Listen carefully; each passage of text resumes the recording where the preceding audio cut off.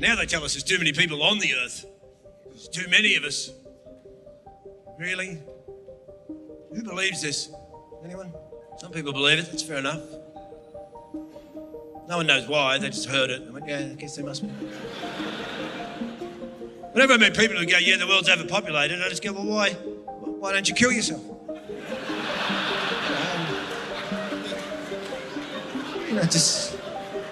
Do your bit. And then some people go, no, it's not that there's too many people, Steve, there's not enough stuff for all the people. It's just not enough stuff. You live in a universe.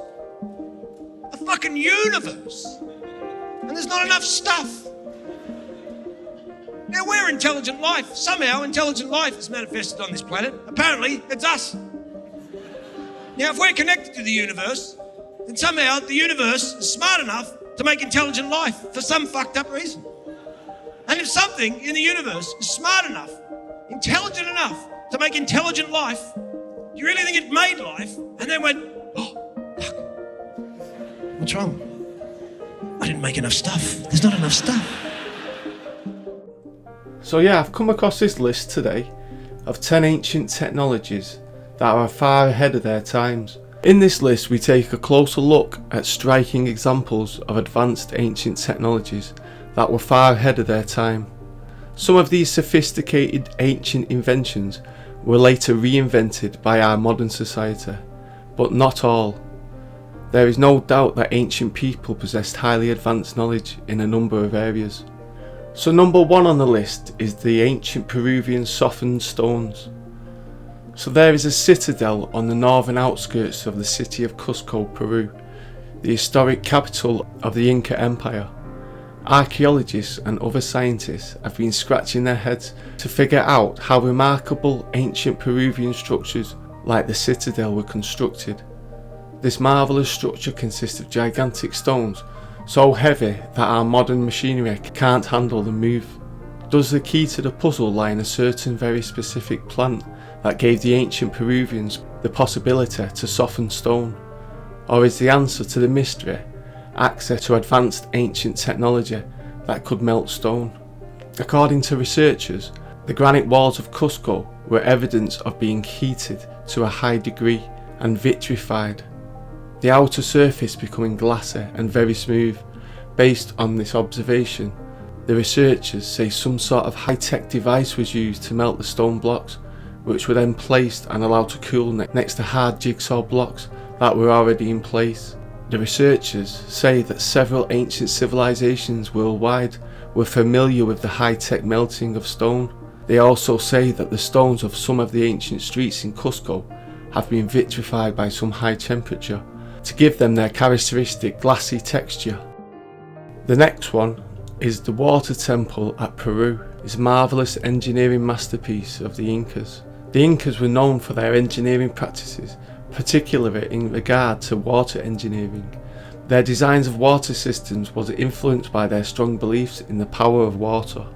They saw water as both a physical and spiritual phenomenon. They considered their great civilization as something that arose from water.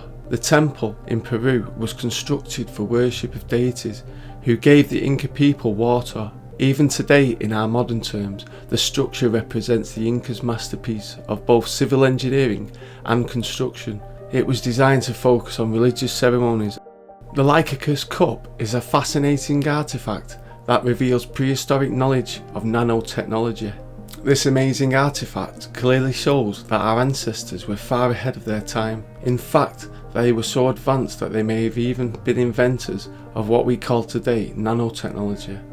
This extraordinary cup is the only surviving complete example made from dictoric glass, which changes colour when held up to the light. When light is shown through the body of the cup, it turns from opaque green to a glowing translucent red. The glass contains a tiny amount of collidable glass and silver, which give it these unusual optical properties. Another good example revealing our ancestors were familiar with nanotechnology are the microscopical small nanospirals within material that had to be at least 100,000 years old, have been detected in several places during a routine investigation of mineral deposits in the Ural Mountains in 1992.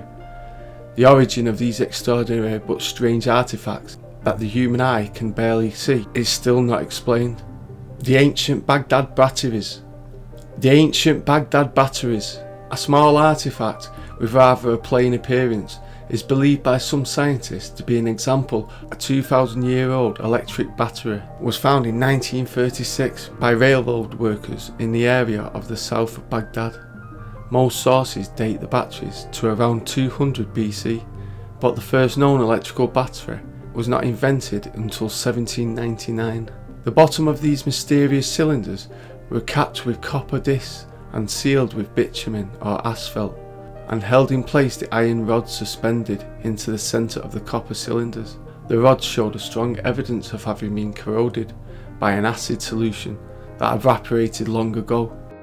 There is a column in India made up of 98% wrought iron of impure quality, not in any way welded together, seems to have been forged as a single gigantic piece of iron. The antediluvians had technologies that matched our own.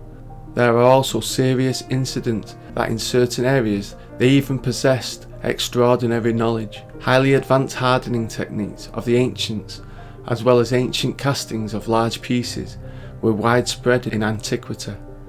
Our ancestors were in possession of extremely sophisticated scientific knowledge of metalworking from an earlier civilization, and evidence of this knowledge was found in different parts of the world.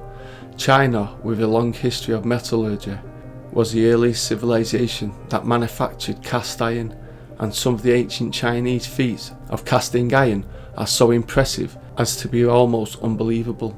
Ancient Indians, for example, produced iron capable of withstanding corrosion, most likely due to the highly phosphorus content of the iron produced during those times. A column of cast iron 7 meters high, weighing approximately 6 tons, with a diameter of 16 inches, in the courtyard in Delhi in India. An inscription in the Sanskrit language informs us that the column was originally erected in the temple of Mutra and capped with messages of the gods. Aqueducts are the most exceptional achievements of ancient Roman engineers. In 312 BC, a Roman politician ordered that an aqueduct be built to supply Rome with water. Among all the achievements of ancient engineering, Roman aqueducts belong to the most exceptional ones. Engineers in the ancient Roman Empire knew that one of the most fundamental requirements for any town or city to exist is to supply it with water, because it is a basic human need. The city must have water to cook and clean, but it also must have an indispensable arrangement to remove unwanted water.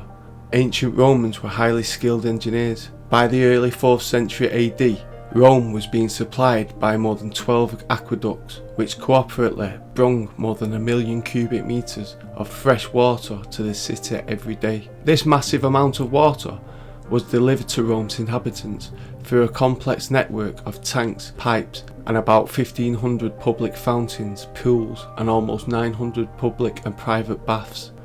In Viking times, the magical sunstone showed sailors the road when the sun went down. The Norse sagas mention a mysterious sunstone, a magical stone which showed sailors the road when the sun disappeared. Now researchers say the stone is real and it's a very special crystal. One of the reasons why the existence of sunstones have been disputed because they are contained in the sagas of Saint Olaf, a tale with many magical elements. However, this has changed. Sunstones can no longer be considered just a myth. Archaeologists have discovered a special crystal that suggests legendary Viking sunstone did exist in reality. Ancient sophisticated mercury-based gilding. Sometimes the technology was used to apply real gold and silver. It also was used fundamentally to make cheap material structures that looked like solid gold or silver. Ancients were in possession of very sophisticated knowledge. Ancient gold and silversmiths used mercury, which was produced more than 8,000 years ago in Turkey. Mercury was used for gilding in domes, interiors and cathedrals. In many parts of the ancient world, many of the ancient techniques are still unknown. They were so skilled that some of the quality they achieved has still not been matched. Highly advanced robots in ancient China. In ancient China, we come across a number of highly advanced robots that could sing, dance, act like servants, and perform many other surprising tasks. Some of these remarkable robots are even said to possess lifelike organs such as bones, muscles, joints, skin and hair. There is no doubt mechanical engineering in ancient China reached a very high level.